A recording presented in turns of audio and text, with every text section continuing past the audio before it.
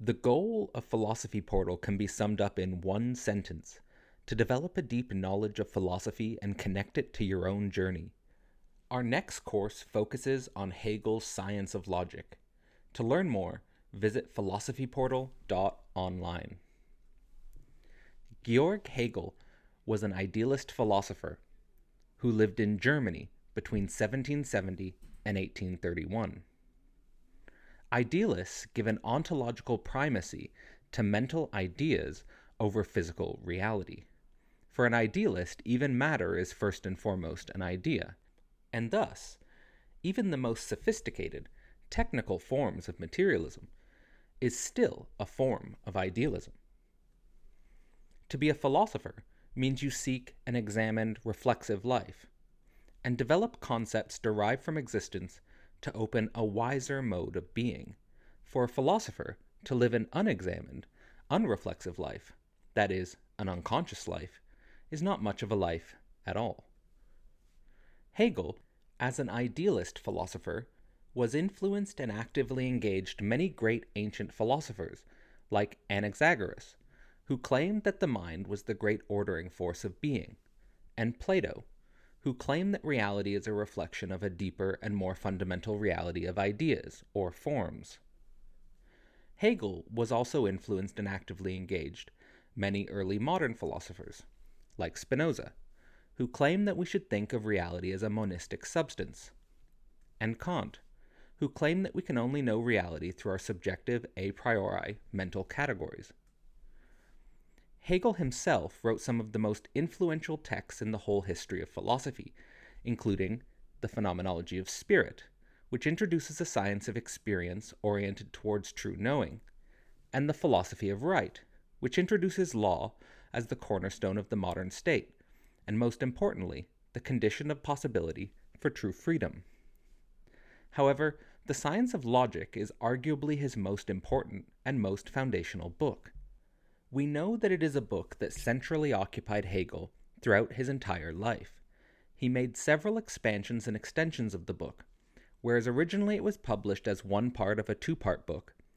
The final version of The Science of Logic contains 3 parts.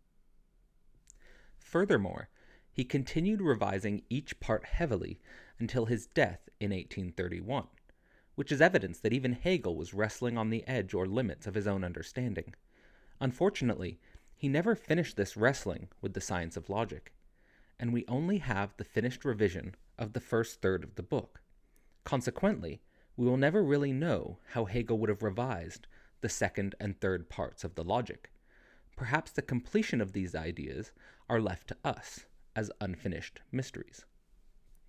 Let us try to understand what is left to us. The 3 divisions of the science of logic include the doctrine of being, the doctrine of essence, and the doctrine of concept. First, what is a doctrine? A doctrine is a foundational body of teachings explicated in core principles. Hegel wants to introduce us to the very foundational body of his philosophy, which he understands as a science of logic, and his core principles, which include the triad, being, essence, and concept. Here we should think of being as related to logic, essence as related to nature, and concept as related to spirit. Let's start with the first doctrine, the doctrine of being. If being is logic, Hegel's move is to suggest that logic is metaphysics. Here Hegel becomes Hegel, the notion we know today, in the sense of a pan-logical monster. Here the logical task of metaphysics is to struggle with being as an incomplete identity that is constantly becoming other to itself, or what is something coupled in a unity to its opposite, nothing. Thus, being as logic, and the whole mysterious point of metaphysics searching for a foundational reality in a God or an absolute being, involves the subject reflexively including within itself this oscillation of something and nothing that can only resolve itself as the becoming of the next doctrine, essence. With Hegel's doctrine of being, he separates himself from the ancient Greek philosophy, which would not accept a pan-logical worldview, collapsing being as logic or logic as metaphysics. since something deeper or more real was always supposed to exist behind or beyond this logic. This also brings philosophy into the post-Newtonian scientific universe, in the sense that the scientific universe reduces being to mathematized formulas, or another form of logic, and attempts to get rid of metaphysics altogether as an outdated or antiquated form of thinking. Hegel's move here is essential to understand in order to internalize the rest of his philosophical doctrine, and also to understand Hegel's relation to the rest of philosophy and science. The second and third parts of the science of logic, the doctrine of essence and the doctrine of concept, deals with the consequences of the doctrine of being for our understanding of nature, or essence, and subjectivity, or concepts. Since all logical beings, or beings of logic, come to nothing, a self-relating negativity, and nothing, a self-relating negativity, must be included by beings, logic must confront absolute negativity. In other words, logic must confront a form of negativity in both essence and concept that is not merely the product of a historical failure, but is rather a negativity that conditions all historical failures. For Hegel, this requires an understanding of essence as the negation of being, or ontology structured by logic. Hegel will insist that essence stands over being. Hegel equates this move with ancient forms of skepticism, and also modern idealist gestures, from Kant to Fichte to Schelling. Essence, Hegel claims, has its own self-generating movement, or drive, which corresponds to what we might call natural or even instinctual becoming in relation to the sphere of being as logic. In other words, the essence of things is becoming.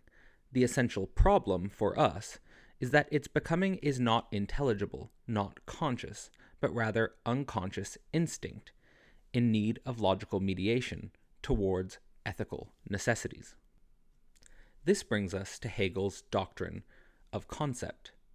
Essential becoming has no inherent, reflexive, conscious, ethical intelligibility.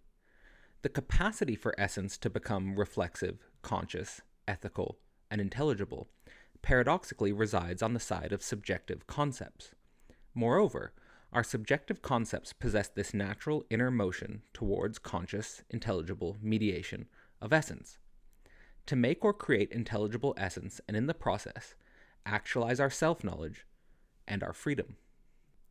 Thus, whereas the second doctrine corresponds to nature in itself, the third doctrine corresponds to the domains of ethics and religion. To conclude, Hegel famously stated that totality, the whole, is true. What does this mean? For Hegel, this does not mean that we reflect or understand some totalizing immediate oneness in our intuition. For Hegel, this means that we include being as the logic of something and nothing, that we include a self-generating essential becoming, and its subjective conceptual ethical mediation as the true. In this sense, being, essence, and concept, their triadic interaction, is the true. This means we have to include within our logic absolute negativity. This means we have to include our reflexive conscious essence as a pure becoming. And this means we have to include our own nature as an ethical mediating process of conscious intelligibility with an aim towards a self-knowing freedom. Consequently, Hegel does not allow us a simple intuitive immediacy as the true. Hegel breaks the simple intuitive immediacy of the true for an abyssal and even terrifying process of self-differentiation that requires ever deeper capacities for intelligent reflexivity or ideal sublation in the infinite confrontation with the limits of our logic, absolute negativity, the nature of essence, becoming, and the necessity of reflexive conceptual mediation expressed as ethics and religion. Thus, when Hegel says only the whole is true, he means that only a view that includes our total existential condition, logically, is true. If anything, this is a fearful idea, an idea provoking fear at the core of reflexivity, and perhaps the full weight of this fear is the reason why the science of logic has yet to be integrated into the foundations of our society's knowing of freedom, and the reason why post-Hegelian philosophy often only engages with Hegel as a ridiculous screen image of a pan-logical monster that consumes all being in a totalizing ideal concept, almost as if confronting the real details of Hegel would be too traumatic of an encounter, not what he closes, history, but what he opens, the absolute as also subject. Again, the goal of Philosophy Portal can be summed up in one sentence: to develop a deep knowledge of philosophy and connect it to your own journey. Our next course focuses on Hegel's Science of Logic. To learn more, visit philosophyportal.online.